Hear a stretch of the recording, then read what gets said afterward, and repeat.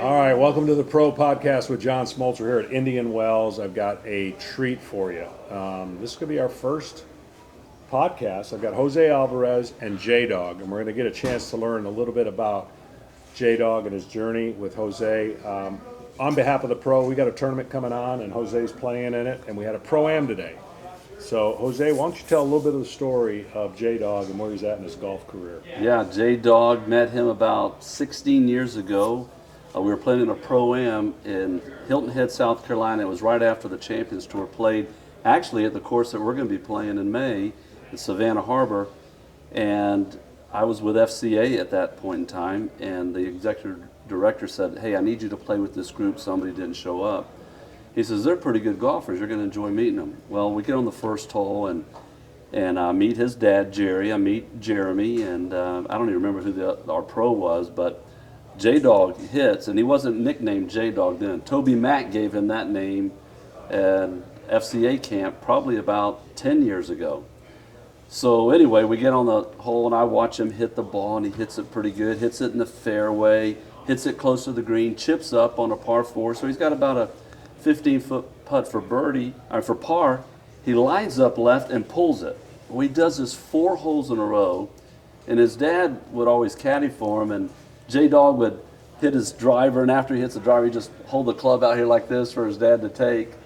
And I thought it was just so really, really cool. And finally I said, after watching 4 bad putts, I said, Jeremy, can I help you with this? And he looked at his dad as if to say, who's this guy? You know, he's only known me for 4 holes, and now he's going to give him a lesson. And his dad said, Jeremy, why don't you see if he can help you? And all I did was I took my putter and I lined it straight up over his ball, straight to the hole, and I said, just get your feet parallel, take the putter straight underneath, straight back. Can you do that? He said, yeah. It was about a 15, 20-foot putt. He drains it, looks at his dad and says, you're fired, you're my caddy. So I got to ask you, J-Dawg, you just came off of a tournament, you finished top 5 Yes. in Phoenix. What kind of caddy is José Álvarez? He's good and look at my kite and play baseball. Not too. That's right. So a lot of times we'll play best ball together, and I've been his caddy ever since. And he actually won the South Carolina Adaptive Open in 2023, and he won it in his division. He's played in probably 4 state Adaptive Opens, and he's tried to qualify for the U.S. Adaptive Open about 4 times. Hasn't made it, but's played real well. And he just played up in Phoenix with. Do you remember when Gary Woodland had Amy Bockerstedt come out on the 16th hole at TPC during the waste management? And he was trying to help her, and she says, I got this, and she knocked it in. Well, that's where J-Dawg just came from. All right, so I got to ask you, as his caddy, what's the strengths in J-Dawg's game? Well, you got to ask Greg Maddox and John Elway, because Elway played with him the front 9, Maddox on the back, and they were like blown away. His putting is really good. He just has a keen eye, and his speed is normally really good.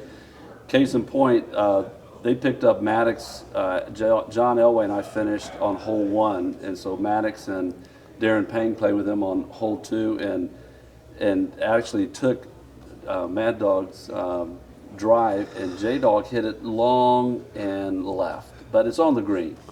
And Greg and Darren had about 25 footers for birdie. J-Dawg steps up there, 60 feet, knocks it in. Neither one of them make it, and they had a little milkshake bet, so they ended up one up. You got a milkshake? Yes. What's your favorite milkshake? Pineapple shake. Oh, okay. That's a good one. Well, here at the Pro, this is our second tournament. We have Pro-Ams at each tournament. We get the opportunity to, in a Pro-Am group, as you said, 2 celebrity golfers, 2 athletes per 9 holes, so you get 4. And we think that that's one of the coolest things that we get to do. José, you played baseball. I played with you. You were my teammate.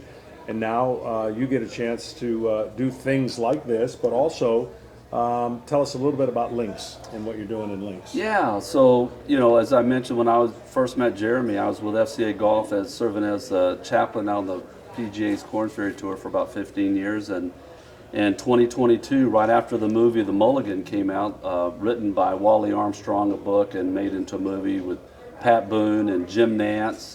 Tom Lehman was in it. And it's a great book, great story. And I was with these guys, and one of them just said, hey, I really think you'd be really good at links. And I had no idea what he was talking about. Wasn't really interested.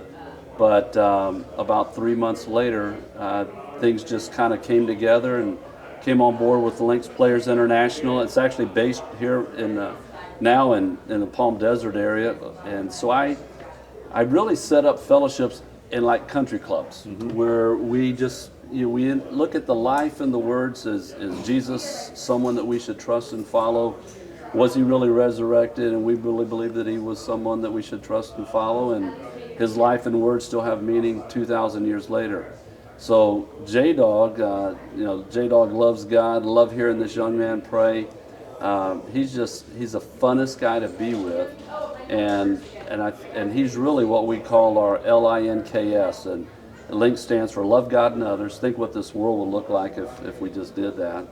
And the INKS, Integrate Christ Reign, Network Friends Together in Christ, Kindle Compassion for the Poor and Needy. And the poor and needy is not always the guy under the bridge. It's a lot of times just people that have everything, but they're, what's next? Yeah. They're just unsatisfied, unfulfilled.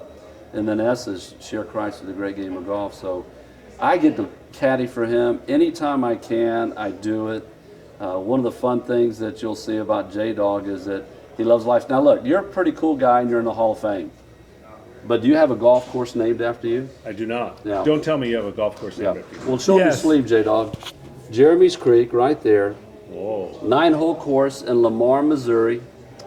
J-Dawg and I, milkshake champs out there, and we actually were the defending two-man team champions out there. Do you have the course record? Yes. All right, I would expect that. Well, you know why? It's like when, Waylon Jennings had his golf course, or was it Nelson? Willie Nelson. He had a golf course.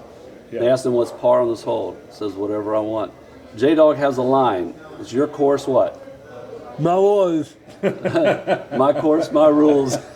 Well, as the commissioner of the pro, I kind of ascribe to that. I don't make them my rules, but we have to set rules to play by, because this tour is filled with some of the greatest athletes, some of the most competitive athletes from all football, baseball, basketball, hockey, tennis, soccer. And we're just glad you got a chance to be a part of it. And we're glad you made that 60-footer. Before I let you go, what's your favorite moment so far of all the times you played golf on a golf course? Look at Sage Valley. Yeah. Sage Valley? Yeah, so Sage Valley, we actually have a great video of him on the 18th hole at Sage Valley. And caddy's there, gives him a read. It's about a 55-foot putt.